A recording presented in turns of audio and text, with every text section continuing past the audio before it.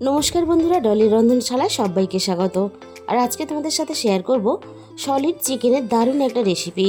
বাড়িতে solid chicken আসলে কেউ কিন্তু খেতে চায় না। চিকেনের পিসটা যদি এভাবে রান্না করা যায় তাহলে কিন্তু সবাই চেটেপুটে খেয়ে ফেলবে। এখানে আমি বেশ কিছুটা সলিড চিকেনের পিস নিয়েছি।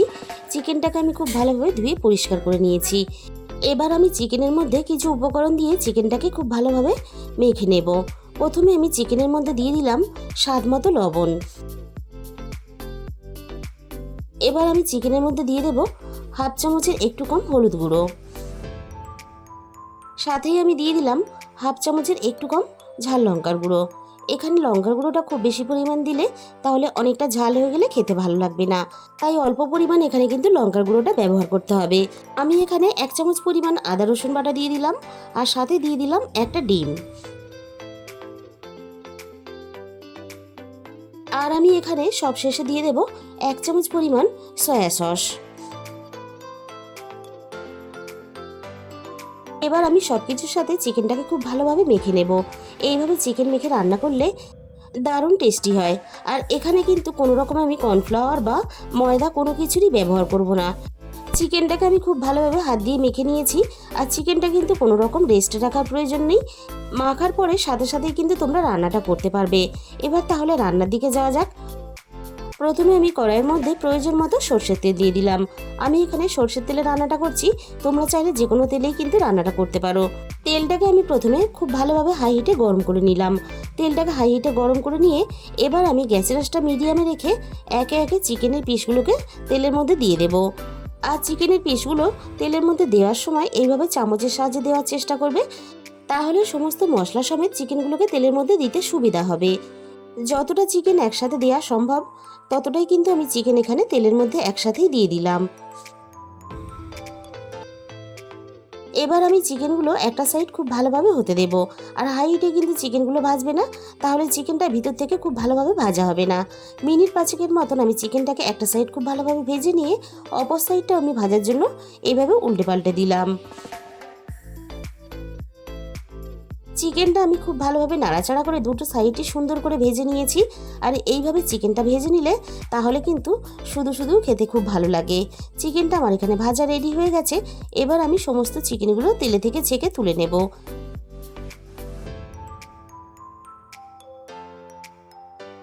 সমস্ত চিকেনগুলোকে আমি তেলে থেকে ছেঁকে তুলে নিলাম। এবার আমি বাকি চিকেনগুলো ঠিক একইভাবে ভাজার জন্য আমি তেলের মধ্যে দিয়ে দিলাম। সলিড চিকেন যে এত সুন্দরভাবে রান্না করা যায় তোমরা না দেখলে বিশ্বাস করবে না। আর নিজেরা যখন বানিয়ে খাবে তখন বুঝতে পারবে কতটা টেস্টি হয়। থালার মধ্যে যেটুকু মশলা ছিল সেটুকু আমি চিকেনের মধ্যে দিয়ে দিলাম। বাকি চিকেনের পিসগুলো ঠিক একইভাবে আমি নাড়াচাড়া করে উল্টে পাল্টে খুব ভালোভাবে ভেজে নেব। চিকেনগুলো আমার খুব ভালোভাবে এখানে ভাজা রেডি হয়ে গেছে। এবার আমি তেলে থেকে ছেঁকে তুলে নেব। আর এইভাবে রান্না করে তোমরা কিন্তু ভাত রুটি সব কিছুর সাথে খেতে পারবে। বাকি সমস্ত চিকেনের পিসগুলোকে আমি তেলে থেকে ছেঁকে তুলে নিলাম। এবার ওই একই তেলের মধ্যে আরও 2 চামচ পরিমাণ সরষের তেল দিয়ে দিলাম। তেলটা আমি খুব ভালোভাবে গরম করে নিয়ে এবার আমি আগে থেকে একটা বড় সাইজের ক্যাপসিকাম কেটে রেখেছিলাম। কেটে রাখা ক্যাপসিকামগুলো তেলের মধ্যে দিয়ে দিলাম। এবার আমি ক্যাপসিকামগুলো হাই হিটে নাড়াচাড়া করে একটু নরম করে ভেজে নেব।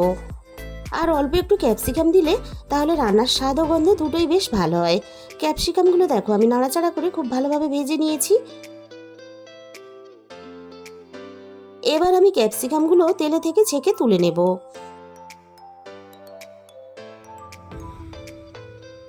সমস্ত ক্যাপসিকামগুলো তুলে নেওয়ার পরে এবার আমি আগে থেকে দুটো মাঝারি সাইজের পেঁয়াজ গ্রেট করে রেখেছিলাম। গ্রেট করা পেঁয়াজটাকে আমি তেলের মধ্যে দিয়ে দিলাম। প্রথমে আমি পেঁয়াজটাকে নাড়াচাড়া করে বেশ লালচে করে ভেজে নেব। আর এই রান্নার জন্য পেঁয়াজটা কিন্তু এভাবে গ্রেট করে দিলে তাহলে রান্নার গ্রেভিটা খুব ভালো আসবে। পেঁয়াজটাকে আমি মিনিট 2 মতো ভেজে নিয়েছি। আর পেঁয়াজের মধ্যে একটা লালচে কালার ধরে গেছে। এবারে আমি পেঁয়াজের মধ্যে দিয়ে দেব আগে থেকে আমি একটা মাঝারি সাইজের টমেটো গ্রেট করে রেখেছিলাম। গ্রেট করা টমেটোটাকে আমি দিয়ে দিলাম। এবার আমি রান্নায় স্বাদ মতো লবণ দিয়ে দিলাম। পেঁয়াজের সাথে টমেটোটা আমি এখানে মিনিট খানেকের মতো নাড়াচাড়া করে ভেজে নেব, টমেটোর কাঁচা গন্ধটা চলে যাওয়া পর্যন্ত।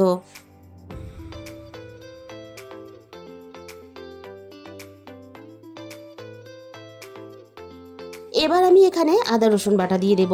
আমি এখানে আদা রসুনটা একসাথেই বেটে রেখেছিলাম।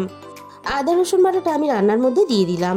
এবার আমি আদা রসুন বাটাটাকে নাড়াচাড়া করে মিনিট দুয়েকের মতন আবারও কষিয়ে নেব, আদা আর রসুনের কাঁচা গন্ধটা চলে যাওয়া পর্যন্ত। আদা রসুনটা সব কিছুর সাথে খুব ভালোভাবে আমি কষিয়ে নিয়েছি। এবার আমি রান্নার মধ্যে একে একে গুঁড়ো মশলাগুলো দিয়ে দেব।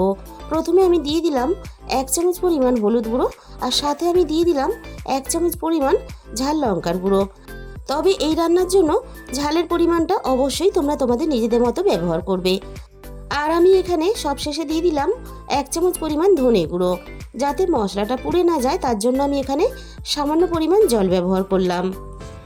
এবার আমি সমস্ত মশলা একটু সময় নিয়ে খুব ভালোভাবে নাড়াচাড়া করে কষিয়ে নেব, যতক্ষণ না মশলা থেকে সুন্দরভাবে তেলটা ছেড়ে বেরিয়ে আসে।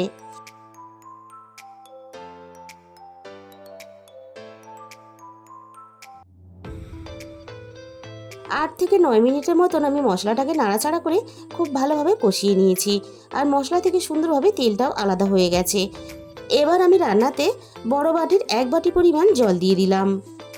আর যেহেতু এই রান্নাটা খুব বেশি কিন্তু ঝোল করে পাতলা করে রান্না করলে হবে না, বেশ একটু গামাখা করে রান্না করতে হবে, তাই জলের পরিমাণটা কিন্তু খুব বেশি পরিমাণ দিলে হবে না। এবার আমি গ্রেভিটা হালকা ফুটে ওঠার জন্য অপেক্ষা করব। গ্রেভিটা দেখো হালকা বেশ ফুটতে শুরু করে দিয়েছে।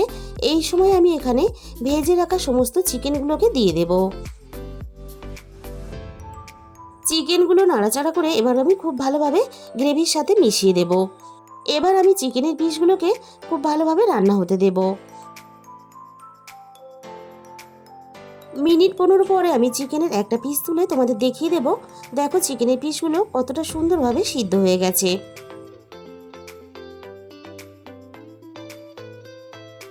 এবারে আমি ভেজে রাখা ক্যাপসিকামগুলো চিকেনের মধ্যে দিয়ে দিলাম।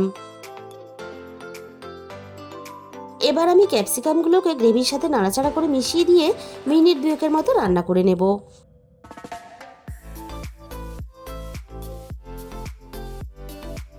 2 মিনিটের মতো আমি রান্নাটা করে নিয়েছি। এবার আমি এখানে 1 চামচ পরিমাণ গরম মশলার গুঁড়ো দিয়ে দিলাম। আর বন্ধুরা, এইভাবে সলিড চিকেনের পিস দিয়ে অবশ্যই এই রেসিপিটা একদিন হলেও তোমরা ট্রাই করে দেখো। আমি তোমাদের কথা দিলাম, গরম গরম ভাত বা রুটির সাথে খুবই ভালো লাগবে। তাহলে বন্ধুরা, আজকের এই রেসিপিটা ভালো লাগলে প্লিজ একটা ভিডিওতে লাইক করে দিও, আর প্রচুর নিজেদের বন্ধুদের মধ্যে শেয়ার করে দিও। আর যে সমস্ত নতুন বন্ধুরা এখনো পর্যন্ত আমার চ্যানেলটাকে সাবস্ক্রাইব করোনি, এরকম নতুন রেসিপি পেতে অবশ্যই আমার চ্যানেলটাকে সাবস্ক্রাইব করে পাশে থাকা বেল আইকনটা অল করে দিও। তাহলে আমি যখনই কোনো নতুন রেসিপি আপলোড করব সবার আগে তোমার কাছে পৌঁছে যাবে। আর তোমাদের মূল্যবান সময় দিয়ে আমার এই রেসিপিটা শেষ পর্যন্ত দেখার জন্য তোমাদের সবাইকে অসংখ্য ধন্যবাদ।